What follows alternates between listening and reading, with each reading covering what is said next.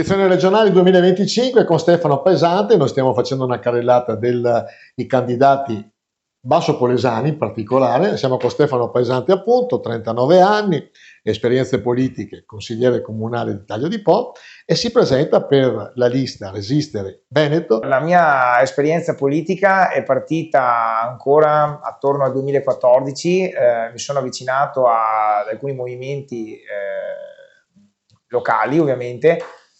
Sono partito da Indipendenza Noi Veneto, che poi si è trasformato diciamo in Patto per l'Autonomia e alla fine siamo arrivati appunto a sostenere la lista di Riccardo Szumski con Resistere Veneto. Autonomia cosa proponete voi?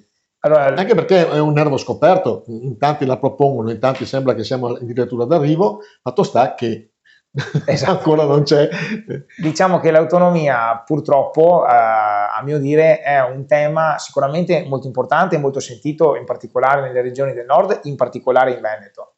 In Veneto abbiamo votato nel 2017, quindi ormai praticamente 10 anni fa per l'autonomia ed è rimasta lettera morta, nel senso che il 90% e più dei veneti, indipendentemente dallo schieramento politico, hanno votato a favore dell'autonomia.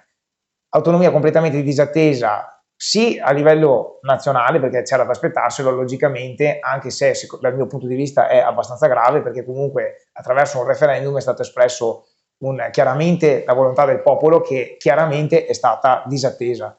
Ma la cosa più grave secondo me è quello che le considerazioni che ne possono derivare a livello regionale, perché il nostro attuale presidente scadente, ma non scadente in senso diciamo è freudiano questo termine è freudiano lo dico perché è in scadenza, ovviamente sto scherzando, ci aveva promesso di fare le battaglie per l'autonomia, poi in realtà di fatto il tema dell'autonomia viene tirato fuori come quello della Romea commerciale, sempre quando è il momento di votare, motivo per il quale io continuo a dire e a sostenere quanto sia importante votare i candidati del territorio se vogliamo contare qualcosa in Consiglio regionale. Noi non dobbiamo andare a elemosinare le richieste, noi dobbiamo avere dei rappresentanti del territorio che portano la nostra voce in regione e che ci fanno contare qualcosa, perché quando è ora di decidere noi dobbiamo decidere, non dobbiamo elemosinare. Questo secondo lei è determinato dal fatto che la marginalità della provincia di Rovigo per i numeri che abbiamo, per l'affrazionamento di tanti paesini, per cosa? Ovviamente il nostro territorio è un territorio particolare, delicato, perché abbiamo anche un territorio che in questo momento storico sta anche cambiando dal punto di vista economico, perché sta puntando molto di più sul turismo, che prima magari era un'attività marginale e quindi ha delle peculiarità particolari. E il problema è anche dato dal fatto poi che il nostro territorio non è ben collegato come sono altri territori. Il secondo punto importante che avete toccato, ha toccato lei già all'inizio, la sanità. La provincia di Rovigo, dal vostro punto di vista, è dimenticata? Si può fare di più? Allora, la provincia di Rovigo, ripeto, secondo me è spesso dimenticata. Quello che ci dobbiamo ricordare è che però, perché spesso sento dire giustamente anche da dei tecnici nel settore della sanità, ne conosco qualcuno, che è una questione di numeri. Giustamente ci sono i numeri da guardare, cioè gli abitanti che fa tutto il Polesine nel complesso sono come quelli del centro città di Padova, quindi già quello ci dà un'idea, però questo non significa che il Polesine deve essere dimenticato. La sanità non è solo un costo, la sanità è un diritto ed è fondamentale che chi vive qui sia tutelato e possa avere delle strutture adeguate che gli permettano, se hanno dei problemi, di andare a curarsi. E spesso tutto viene dirottato verso la sanità privata, che può anche essere un'alternativa, ma non deve diventare la soluzione principale al problema. La gente deve essere in grado di curarsi, deve avere delle strutture adeguate vicine al proprio territorio e colui che abita a Scardovari non è che deve dire: se voglio fare una visita nel pubblico devo andare a Rovigo e fare 100 km all'andata e 100 km al ritorno.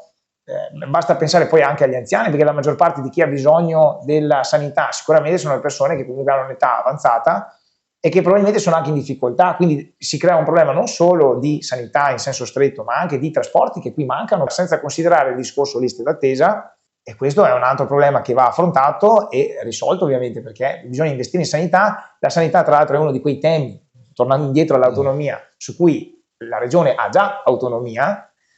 Il bilancio è incentrato all'80% sull'autonomia e noi vogliamo avere le altre materie, tutte le altre materie dell'autonomia, ma dobbiamo essere in grado di dimostrare che la prima materia che abbiamo e che gestiamo da anni siamo in grado di gestirla in maniera eccellente, e questo, noi siamo una delle regioni che gestisce nel modo migliore la sanità. Questo non significa che allora ci dobbiamo adagiare verso il basso, dobbiamo mantenere gli standard e possibilmente migliorarli, non andare a tendere al basso, diciamo, insomma. Perfetto. Il Polesine dovrebbe dare, o la provincia di Rovigo, 2 candidati. Arrivare perlomeno al 3% di quorum raggiunto.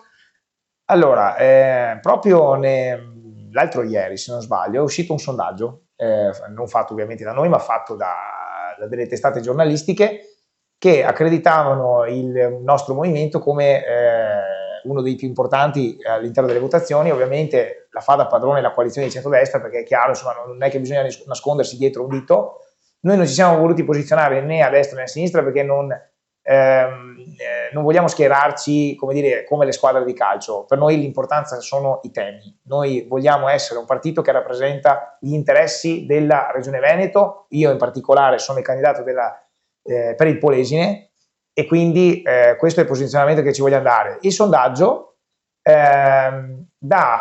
accreditava il nostro movimento con una percentuale che va dal 3 all'8%, quindi per capirci ai livelli di Forza Italia, cioè in teoria il quorum lo raggiungete, quindi esatto, nella possibilità di questo flipper che sono poi le elezioni per quanto riguarda i resti, c'è anche una possibilità. C'è anche una buona possibilità, tant'è che io continuo a ripetere, non mi stancherò di dirlo, non mi stancherò mai di dirlo, che alla fine sappiamo tutti chi è il candidato principale, diciamo, non del nostro partito, per il nostro territorio. Dobbiamo contare di più e dobbiamo dare le preferenze ai candidati, perché questo è fondamentale, perché la gente magari va a votare, giustamente, insomma, magari qualcuno non lo sa, qualcuno magari non ha preferenze, qualcuno però ma bisogna ricordarsi che è fondamentale non fare solo la X sul partito, sul movimento, ma bisogna mettere il cognome del candidato, che nel mio caso ovviamente è paesante, quindi vi invito, diciamo, a sostenerci e in particolare a indicare la preferenza scrivendo il cognome sulla